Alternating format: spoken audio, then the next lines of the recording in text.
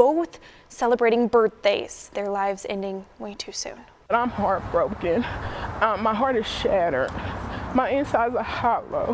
When we were inside, you just heard pow, pow, pow, pow, pow, pow, pow, pow, pow, and it just kept going and going. Then, like a barrage, just, man, hundreds of, it sounded like hundreds of gunshots. Around 3 a.m. on June 25th, 2023, gunfire broke out at the After Hours Club on the city's east side. Responding officers found 22-year-old Nico Manning, 29-year-old Camden Brown, and 28-year-old Chastity Strong among the deceased. Along with the deceased victims, officers also notified of 6 others who were wounded from gunfire who had been transported by private vehicle. Witness statements that were provided by Camden Brown's girlfriend state that an argument broke out at suspect number 1, which to this day still hasn't been identified, gave Camden's girlfriend a hug. She stated Camden told suspect number 1 to watch his hands. Suspect number 1 then stepped back, no words being exchanged, and shot Camden in the back as he turned to walk away.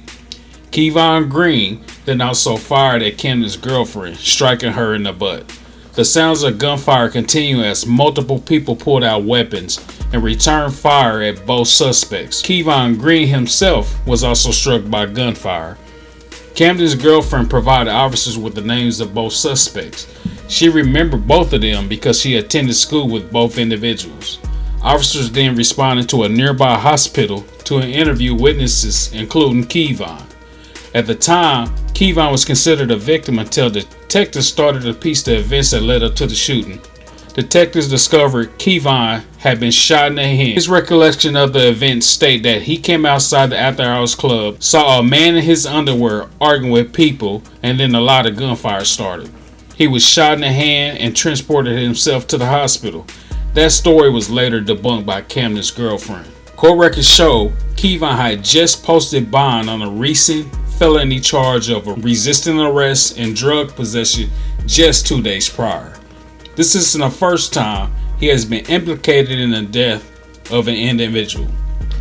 An 18-year-old Kansas City girl was shot to death over the weekend, and police say a 15-year-old boy is a suspect. Aisha Byers just graduated from Ruskin High School. She was at the 15-year-old's parents' apartment. 18-year-old Aisha Byers was shot to death Saturday night. One neighbor told us the teens were playing a cops and robbers game when the shooting happened. Apartment managers say police took several guns out of the home. No charges have been filed against the boy, but police do call this an ongoing homicide investigation. Back in 2011, Aisha Byers of Kansas City, who had just graduated high school, was shot and killed in the 116 block of Richmond in South Kansas City. This also happened to be the address where Kevon resided with his mother. Witness statements state a then 15-year-old Kevon was playing with a loaded handgun, as he usually done in the past. Witnesses stated that he had removed the magazine from the firearm, not realizing the live round was still loaded in the weapon. He then began waving the gun around before he finally walked up to Aisha, put the gun to her temple, and pulled the trigger. Over the years, there have been conflicting stories on whether it was an accident or not.